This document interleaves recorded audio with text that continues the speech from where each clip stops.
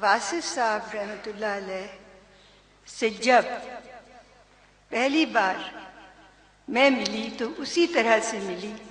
بانو آپا نے پیغام دیا کہ عائشہ آپ اور اختر ضرور آئیں رات کو کھانے پہ، اور ہم ضرور گئے کیونکہ اشفاق بھائی اور بانو آپا سے بہت ہی محبت نامے کھلے ہوئے تھے ان کی پیاری شخصیتوں کے ساتھ۔ ہم دونوں بہت صحیح وقت پہنچ گئے، وہیں ڈرائنگ روم میں بیٹھے اور منتظر تھے۔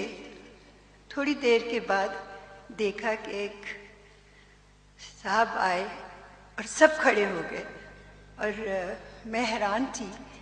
بانو آپا نے یہ کہا تھا ہم آپ کو ملائیں گے۔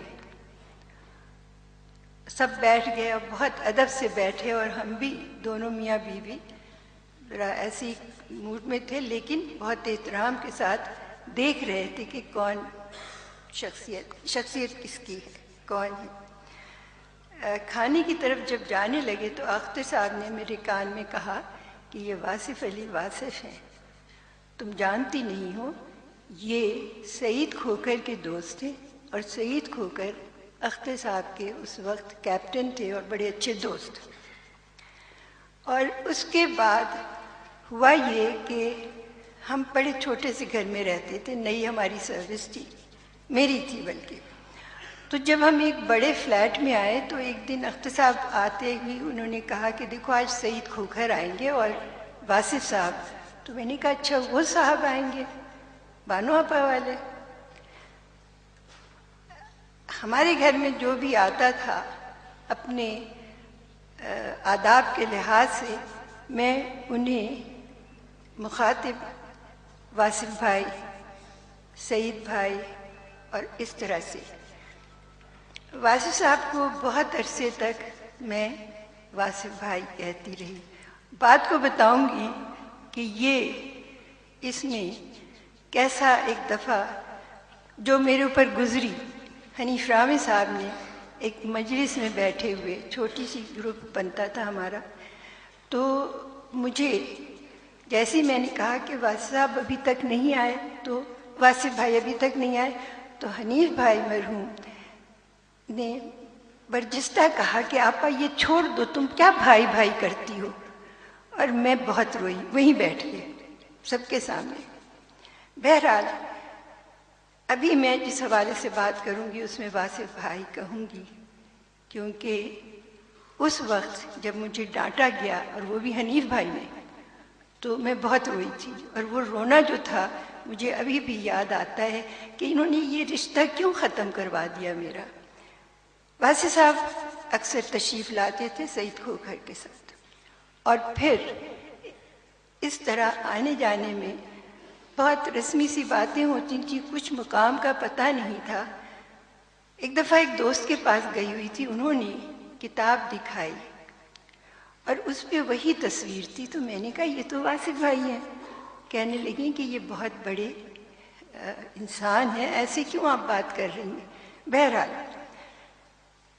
ایک دفعہ جو انٹرسٹنگ واقعہ ہے، بہت سی چیزوں کو چھوڑتے ہوئے پیچھے، واصف صاحب تشریف لائے، ہم اوپر کے منزل پہ رہتے تھے، اور میں نے ضد کی کہ اب کھانے کا وقت ہو گیا ہے تو آپ کھانا کھا کے جائیے گا۔ گرمی تھی، ایک ہی کمرے میں کچھ ٹوٹا پھوٹا سا ایئر کنڈیشنر تھا، ہم وہاں بیٹھ گئے۔ میری بھانجی جو ڈاکٹری پڑھ رہی تھی وہ، اور میرا چھوٹا بھائی اسد، اور اختر صاحب اور میں۔ شاید بھنڈی اور گوشت پکا ہوا تھا، اور میں نے بڑی معذرت چاہی کہ پتہ نہیں کیسا پکا ہے، آج پکانے والی نہیں آئی وغیرہ وغیرہ، کہ ہمیں بہت سا پیسہ مل جائے۔ تو تھوڑی دیر وقفے کے بعد کہنے لگے ہاں بتا دیتا ہوں، شرط یہ ہے کہ آپ اس کو کریں گے پورا۔ دونوں نے پوچھا کہ بھانجی نے بھی اور بھائی نے بھی کہ آپ بتائیے، میں ضرور کروں گا۔ فرمایا کہ 5 چونیاں لے کر آپ صبح صبح گھر سے باہر نکلیں اور 5 فقیروں کو دے کر واپس آئیں۔ تو اب میرا بھی للچایا دل، میں نے کہا واصف بھائی مجھے بھی تو بتائیں، میں بھی یہی کروں؟ کہ نہیں تمہیں نہیں۔ اچھا اب ہم تو بہت ضد پہ آ گئے. میں نے کہا نہیں واصف بھائی یہ بری بات ہے، یہ آپ ان سب کو بتا رہے ہیں اور مجھے نہیں بتا رہے ہیں. اچھا وہ تینوں، اختر صاحب بھی کہ اب یہ تو میں کل ہی کر لوں گا. اس کے بعد 2-3 دن گزر گئے. ایک دن گئے میرے سامنے چونیاں لے کے. بھائی کا مجھے پتہ نہیں، بھانجی کا نہیں پتہ، وہ اپنے اپنے گھر تھے. 2 دن ہوا تو میں نے کہا آپ کمال کرتے ہیں، 5 چونیاں آپ نے لے کے گئے. آج کہنے لگے بھئی اب میں نے جانا چھوڑ دیا، میں تو ایسی واک کرنے گیا تھا. کیوں کیا ہوا؟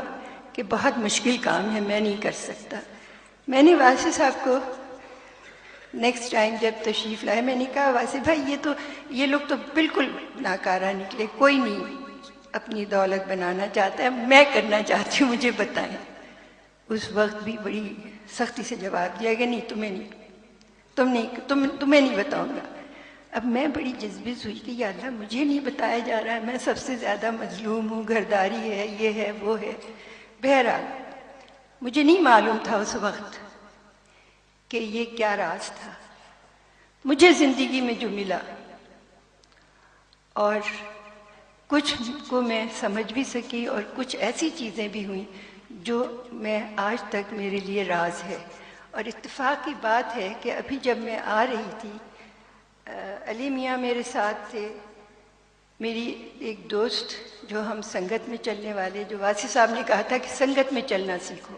یہ کہیں ایک دفعہ بات ہوئی تھی کہ جب تک 3 ہوتے ہیں غلطی کا امکان نہیں ہوتا ہے، جب 2 ہوتے ہیں تو بہت سی غلطیاں، اور یہ خواتین کے حوالے سے شاید بات تھی، سرزد ہوتی ہیں. تو ہم سنگت میں نعیم یہاں بیٹھی ہیں، علی میاں اور ان کی پیاری سی بیوی بیٹھی ہیں. میں ان کو واقعہ سنا رہی تھی کہ میری سمجھ میں نہیں آتا ہے کہ میں نے از اول کیسٹ ریکارڈنگ کی. ایک دفعہ بڑی ضد کے ساتھ میں نے کہا سر 4-5 نشستیں ہو چکی تھیں کہ کیسٹ ریکارڈ کرنا چاہیے، کہ ابھی نہیں. پھر میرا خیال ہے 6ٹھی نشست میں اجازت ہو گئی اور بڑی پابندی سے شیر علی حیات ہیں، ہاں شیر علی مرحوم اور میں اپنا کیسٹ ریکارڈر لے کے پہنچ جاتی تھی. اس میں ایک آسانی یہ ہوئی کہ سامنے میز ہوتی تھی، میں کیسٹ ریکارڈر آپریٹ کرنے کے لیے آن دا لیفٹ سائڈ ادھر بیٹھتی تھی زمین فرش پہ، اور نعیم میرے ساتھ بیٹھتی تھیں اور شیر علی دوسری طرف. بہت پابندی سے ریکارڈنگ کرتے تھے، بہت پابندی سے اس کو نوٹ کرتے تھے، انڈیکس بنایا ہوا تھا، بہت پابندی سے سارے کیسٹ رکھے ہوتے تھے.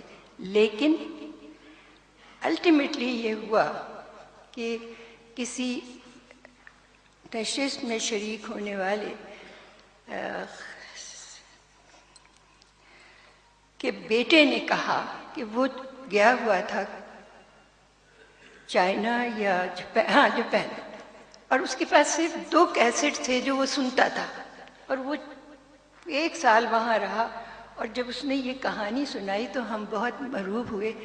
اس نے شاید واصف بھائی سے اس وقت ریکویسٹ کی کہ مجھے کیسٹ آپا سے میں لے لوں. میں نے اچھا میں ذرا چونکی کیونکہ میں نے بہت پابندی سے ہر نوٹ، مضمون کیا ہوتا ہے، یہ سب ایک کاپی بنائی ہوئی تھی. ان کو ہم نے دے دی بھائی صاحب کو. ینگ مین جب انہوں نے وہ مجھے واپس دیے تو اس میں سے بہت سے کیسٹس مسنگ تھے، اور میں اتنا اس بات سے پریشان ہوئی. دوسری دفعہ اسی فیملی سے ایک اور لڑکا ینگ مین جو بہت پابندی سے آتے تھے نشستوں میں، انہوں نے بھی وہ کیسٹس مانگ لیے. اور میں نے پھر سر سے پوچھا کہ سر میں یہ دے دوں؟ کہ ہاں دے دوں. ہوا یہ کہ میرے کیسٹس وہ اس شکل میں نہیں رہ گئے، اتنے سارے نہیں رہ گئے. ابھی میں گاڑی میں بات کر رہی تھی کہ مجھے آج تک یہ راز سمجھ نہیں آیا کہ سر نے مجھے کیوں اجازت دی اور کیوں یہ اس طرح سے ضائع ہو گئے میرے نزدیک.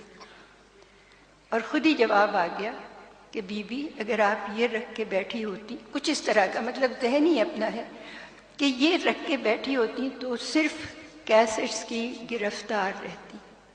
کچھ اس قسم کا مجھے جواب مل گیا. بہرحال